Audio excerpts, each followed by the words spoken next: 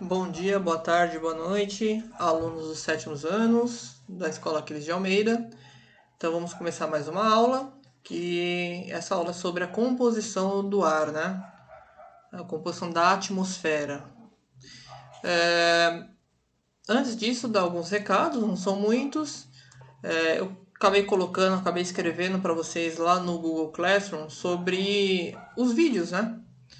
Porque em um momento que eu tinha recebido cerca de 45 questionários, eu tinha 5 alunos que tinham visualizado a videoaula. Então a grande maioria, infelizmente, né, dá uma tristeza até, não estão assistindo às aulas. Claro que eu estou falando justamente para quem está assistindo, né, mas se puderem ajudar, falar com os colegas. Mas a grande maioria está respondendo por responder as atividades, ou vendo pelo texto, né, que eu disponibilizo, e que infelizmente não estão assistindo. Tá? Então, ainda estou gravando, vou gravar mais essa aula e vou analisar com que frequência os alunos estão entrando, estão assistindo, até que ponto vale a pena, porque 5 alunos demais, né? Agora, eu tenho lá média de 10 alunos que ficam mais ou menos 20%, assistem 20% do vídeo. Eu acho interessante, eu acho importante para vocês assistirem, terem esse contato, porque ajuda, né? Às vezes a matéria é um pouco complicada, só texto em ciências, né? Só texto em ciências, não sei se funciona tão bem assim. Porém, tô fazendo o meu máximo, não é fácil ficar gravando vídeo, a gente não tem essa habilidade toda, mas estamos aí com mais uma aula para vocês. Beleza? Então vamos lá, falem com os colegas, peço para eles assistirem, porque aí quando voltar ao normal, espera sempre que volte ao normal, vocês vão ter um conhecimento melhor para continuar os estudos, né? Então vamos lá. Então, ar, né? Atmosfera. Qual a diferença? Nenhuma, é a mesma coisa. O ar é o local que a gente chama de atmosfera. A atmosfera é composta por ar. Só que tudo tem um começo. Então aqui, mais ou menos, um esquema de atmosfera primitiva. Quando o planeta surgiu, lá pelo Big Bang, uma explosão. Então o planeta Terra era extremamente quente. Há quanto tempo isso? Não dá nem pra gente imaginar, né? 4,5 bilhões de anos atrás. Então não existia atmosfera.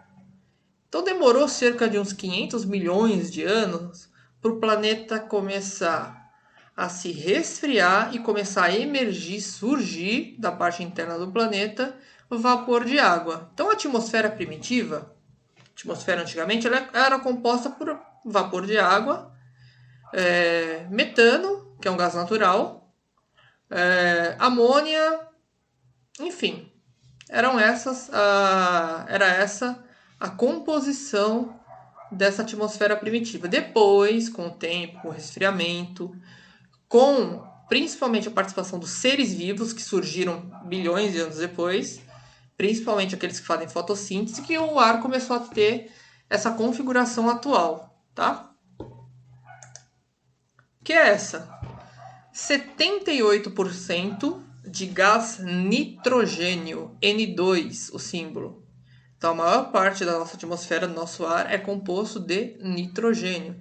Ah, então quando eu respirei, então tá entrando 78% de nitrogênio? Sim. Então a gente respira o nitrogênio? Não.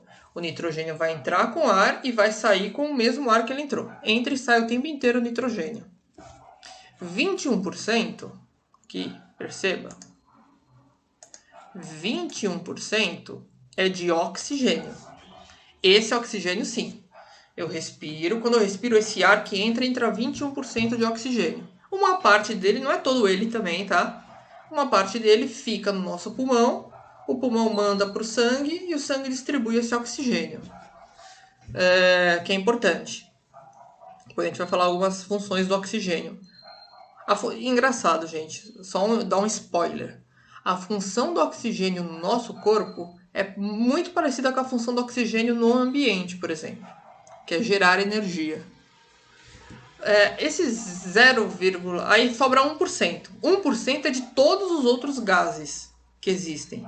Vapor de água, gás natural, E principalmente dois aqui que estão em uma proporção ainda significativa. O argônio, que está em 0,97, que é um gás nobre. Gás nobre, depois que vocês aprenderem um pouco de tabela periódica, um pouco mais para frente, vocês vão saber o que é um gás nobre, né? E 0,03 do famoso gás carbônico. Nossa, só tem isso de gás carbônico, fala que faz tão mal, não sei o que, poluente.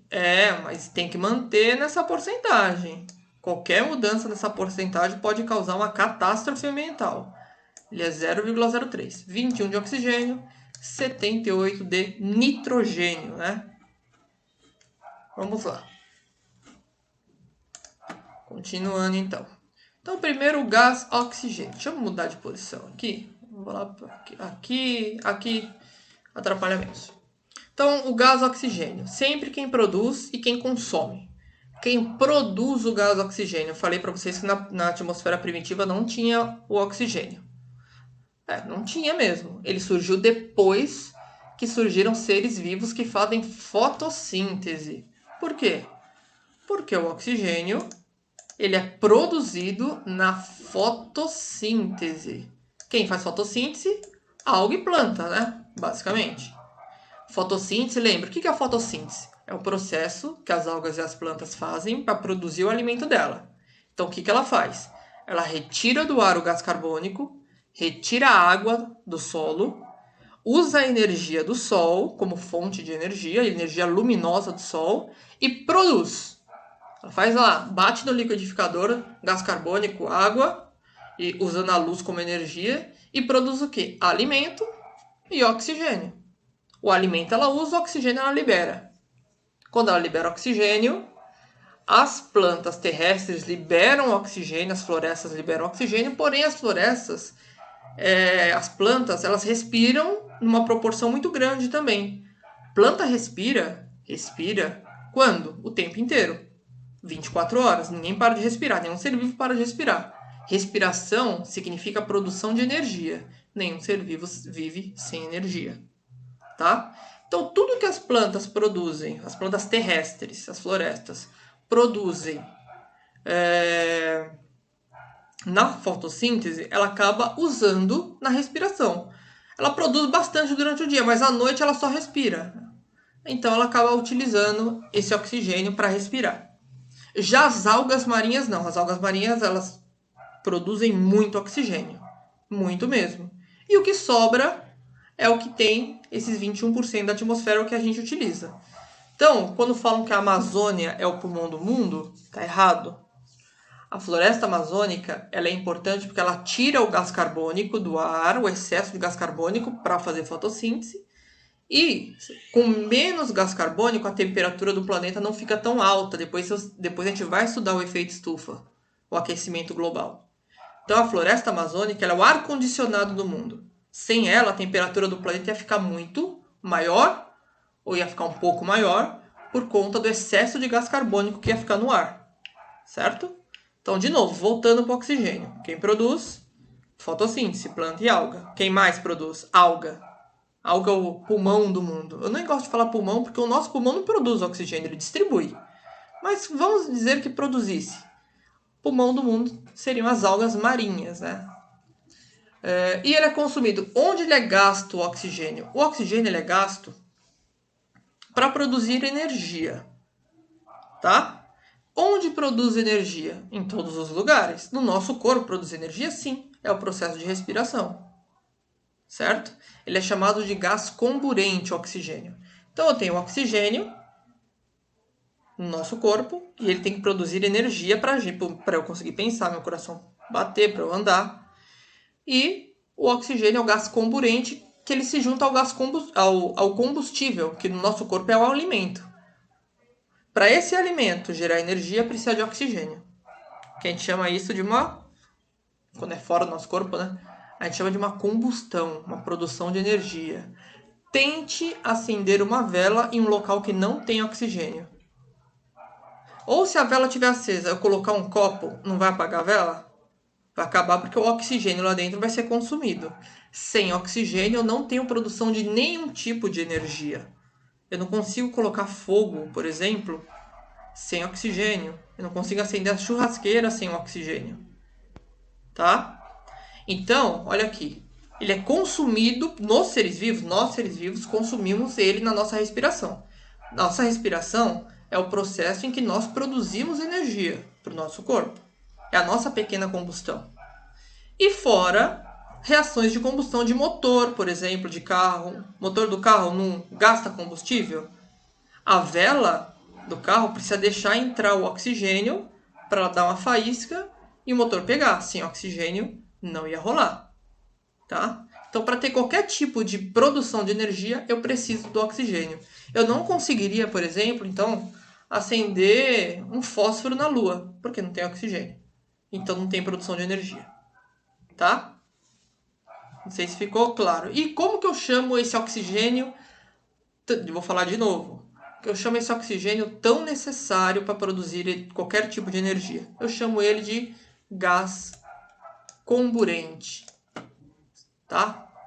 Então, para uma combustão, para produzir energia, eu preciso de combustível, qualquer que seja ele. Pode ser gasolina, óleo diesel, álcool, madeira, por exemplo, se for queimar papel, ou no nosso corpo alimento. Eu preciso de um combustível e eu preciso do gás comburente, que é o oxigênio.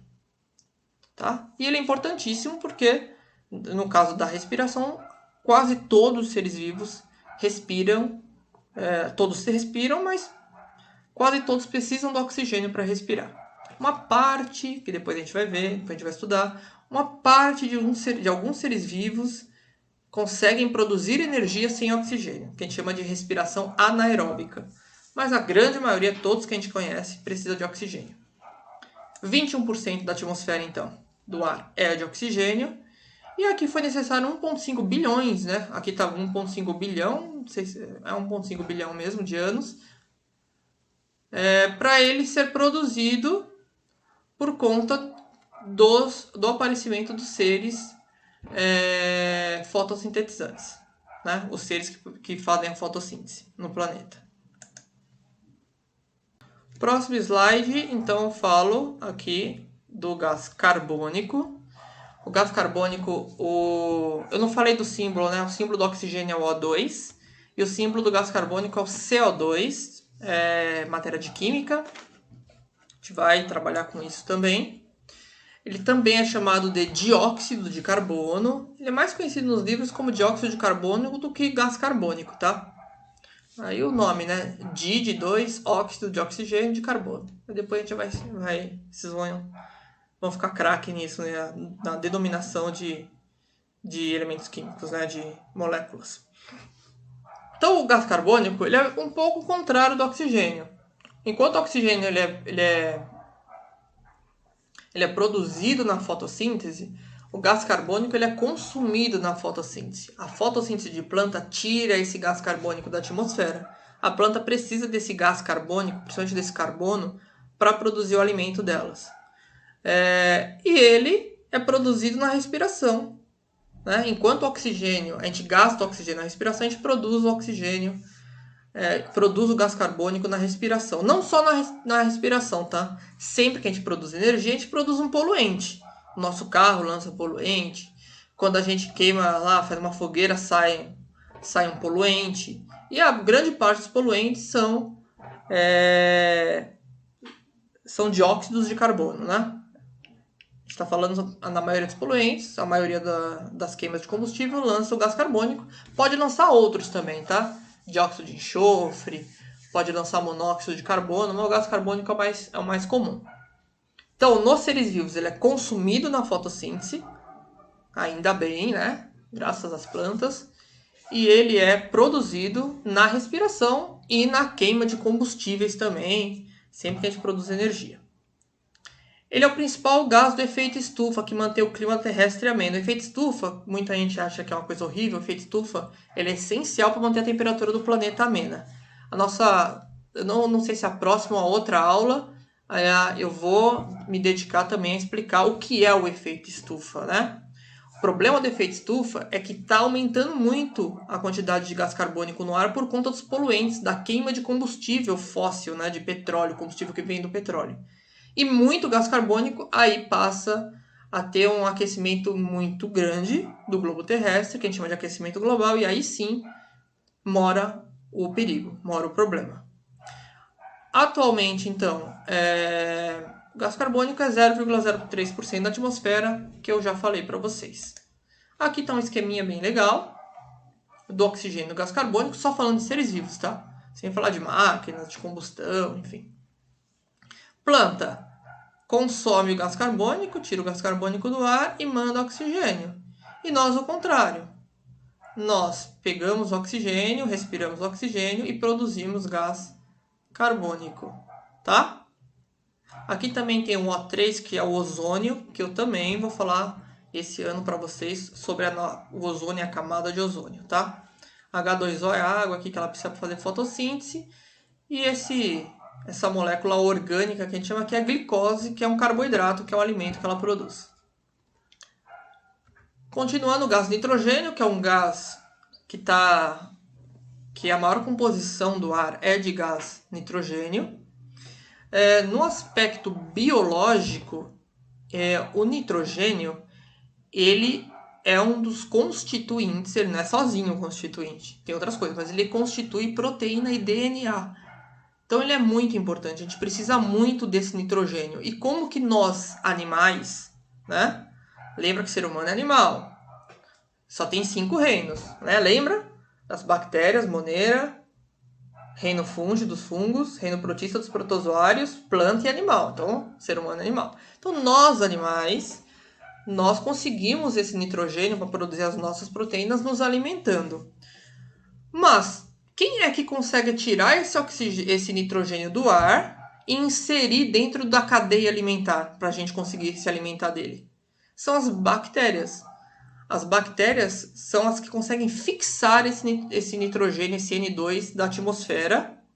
Ela consegue transformar esse nitrogênio da atmosfera em um composto orgânico, que a gente chama, que tem nitrogênio, e que as plantas conseguem assimilar. Então, as bactérias, elas pegam esse N2, nitrogênio da atmosfera, transformam em outra substância, as plantas conseguem captar, e aí sim o nitrogênio entra na cadeia alimentar até chegar na gente pela nossa alimentação, certo? Então ele é importante, constitui proteína e DNA, e muito importante, bactérias do solo que conseguem transformar esse nitrogênio que está no ar em algo utilizável. Nós mesmos sozinhos não conseguimos tirar esse nitrogênio do ar.